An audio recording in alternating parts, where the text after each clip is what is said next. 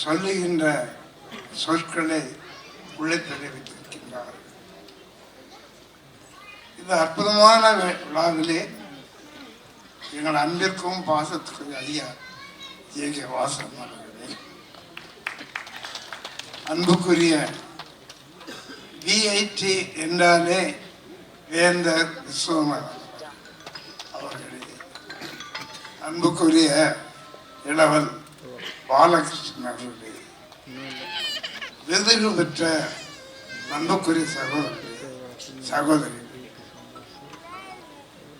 இன்று திருவள்ளுவர் பற்றி திருவள்ளுவர் தினத்தம் அன்று திருவள்ளுவர் பற்றி நமது அன்புக்குரிய பாலகிருஷ்ணன் அவர்கள் படம் எடுக்க போகின்றார். திரைப்படம் என்றால் உங்களுக்கு எல்லோரும் எவ்வளவு கஷ்டம்.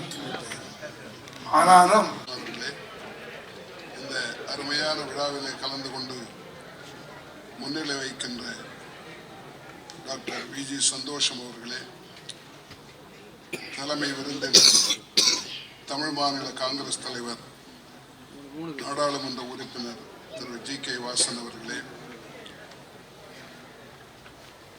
நன்றியுரை கூற இருக்கின்ற முன்னாள் சட்டமன்ற உறுப்பினர் திரு மனோகரன் அவர்களே, இன்றைக்கு விருதுகளை பெற்ற பெரியோர்களே, தாய்மார்களே, மௌனராகம் குழுவினரே, அனைவருக்கும் வணக்கம். தமிழ்நாட்டில் இதுவரை யாரும் நினைத்து பார்க்க முடியாத ஒன்றை திரு பாலகிருஷ்ணன் அவர்கள் துவங்கி இருக்கிறார்கள். நிச்சயமாக அது வெற்றி பெற வேண்டும் என்று நான் விரும்புகின்றேன். அனைவரும் அதற்கு உதவியாக இருக்க வேண்டும். வள்ளுவன் தன்னை உலகினுக்கே தந்து வான் புகழ் பெற்ற தமிழ்நாடு என்று பாரதியார் பாடினார். அப்படி தமிழுக்கும் தமிழர்களுக்கும் பெருமை சேர்த்தவர் திருவள்ளுவர். ஒன்றை உங்களுக்கு நினைவுபடுத்த விரும்புகிறேன். 1930களிலே காந்தியடிகள் அன்றைக்கு சோவியத் யூனியன் தலைநகராக இருந்த மாஸ்கோவில் வாழ்ந்து கொண்டிருந்த அறிஞர் டால்ஸ்டாய் அவர்களுக்கு ஒரு கடிதம் எழுதினார்.